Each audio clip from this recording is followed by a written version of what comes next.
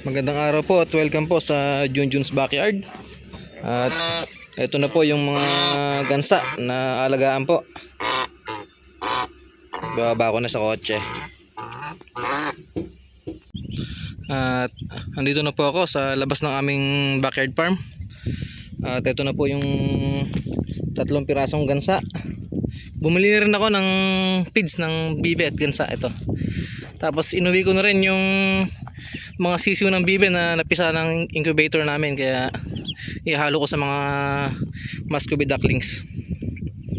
Medyo malayo rin kasi yung highway papunta rito sa farm namin, kaya nakapagod din magbuhat. Pero kapag tag-araw po ay nakapasok po yung mga sakyan dito, tricycle o kaya kotse. Dahil tag-ulan po ngayon, maputik po dito, yan. Kaya mahirap ipasok yung mga sasakyan. So ito na nga po yung 3 pirasong gansa. Dito ko muna sila ikukulong sa dating kulungan ng mga kambing. Dahil nabenta ko na nga po lahat ng kambing, dahil gagawin nga po naming kusina ito. Pero pansamantala po muna dahil tag-ulan po ngayon, hindi po makapasok yung truck na mag-deliver ng mga materyales gaya ng hollow blocks, bakal at yero. Kaya hindi pa po namin magagawang kusina ito. Bali baka po December pa namin magawa itong kusina. Kaya pansamantala po yung gansa munang ikukulong ko dito. Okay, ilagay na natin.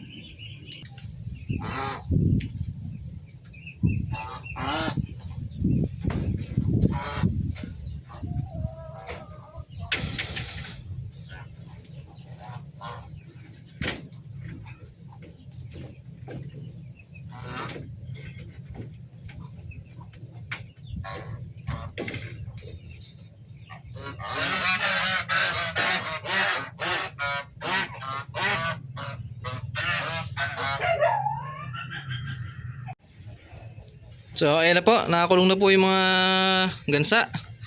Pero kukunin ko po yung isang gansa sa kulungan ng mga bibe, dahil meron po akong isang gansa dito na babae. Matagal na po itong walang kapares, kaya sakto po na meron na siyang mga kasama ngayon.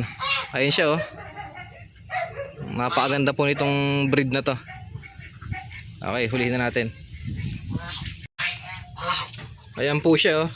Matagal na po siya nakahalo sa mga bibe. Sayang naman po kung hindi natin napaasawa sa barako para dumami. Ayan po yung mga ibang bibe namin, oh. Ayan. Bali ibang breed nga po pala to kumpara dun sa dala kong mga gansa ngayon, dahil ito ay may halong brown.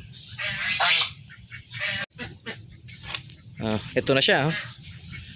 Napakagandang balahibo nito, oh, para dumami yung kulay niya. Okay, lagyan na natin.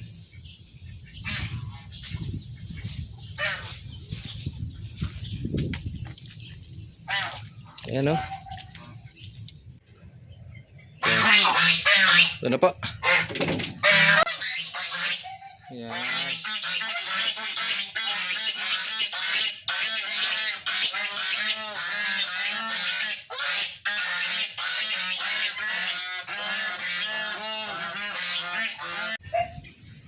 Okay, lagyan na natin sila ng inumin. At uhaw pa sa biyahe mga yan. Okay.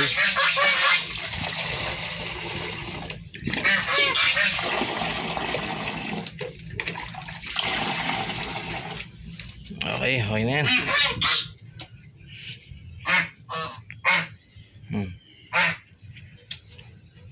Bale, kukuha ko ng magiging pakainan nila.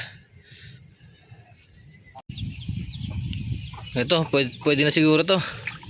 Lilinisan ko na lang para maging pakainan nila. Lagayan ng feeds. Okay. So, ayan. Okay na to. Pwede nang gawing pakainan. Okay, let's go. Pakainin natin. Ito po, pakainin po natin sila ng feeds. Ito po yung dala kong feeds kanina. Nabili ko po ito ng 25 pesos per kilo. Ayan. Nakaabang na rin mga bibi, oh. Bigyan natin. Oh.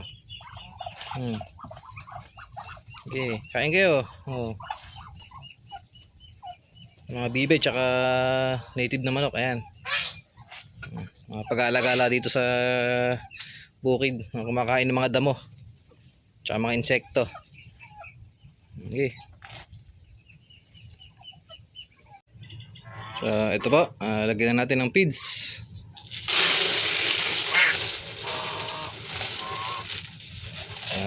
Okay na siguro yan. 4 lang naman sila. Bale, sa susunod na mga araw po ay lalagyan na po natin sila ng kanilang magiging itlugan. Mga lumang gulong po ng kotse yung gagamitin ko at marami po ako dun sa bahay. Lalagyan na lang po natin yun ng mga pinato yung mga dahon-dahon at mga damo-damo. Yun. At hindi naman po sila mababasa dahil po ay meron pong bubong dito. Ayan. Kaya safe po sila sa ulan. Para sure po na mapisa yung mga magiging itlog nila. Okay, isara natin tong pintuan nila. Yung mga gansa nga po pala ay kumakain din po ng mga damot, mga dahon-dahon. Kaya lalagyan ko rin po sila ng damo. Ayan. Sakto naman at merong damo dito. Ayan. Favorite din nila yan. Yan po. Yan, damo tsaka feeds ang kanilang pagkain. Okay. At ayan po, kumakain na po sila ng mga damo. Mukhang sanay po sila sa damo dahil nga po ay nakawala lang po sila sa bakuran ng dating may-ari. Kaya sanay silang kumain ng mga dahon-dahon. Hindi pa nila ganong nabawasan yung nilagay kong feeds. Ayan. Tapos ilagay na rin po natin itong mga sisiw na galing sa incubator. At ihalo ko na sila sa mga sisiw na maliit dito. Ayan.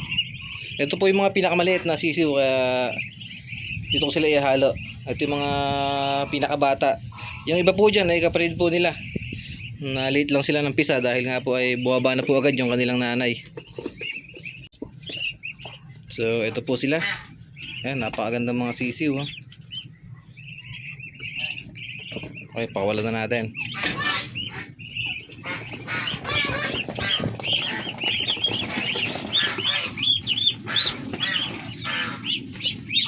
Ayan, ayan sila.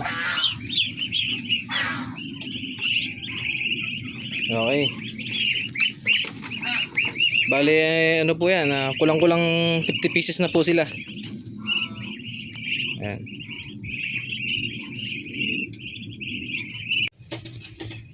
So, ayan po. Kinakain na rin po nila yung nilagay kong feeds. Ayan. Sana nga po ay maparami ko sila. At yun lamang po at maraming salamat po sa panonood. Happy farming!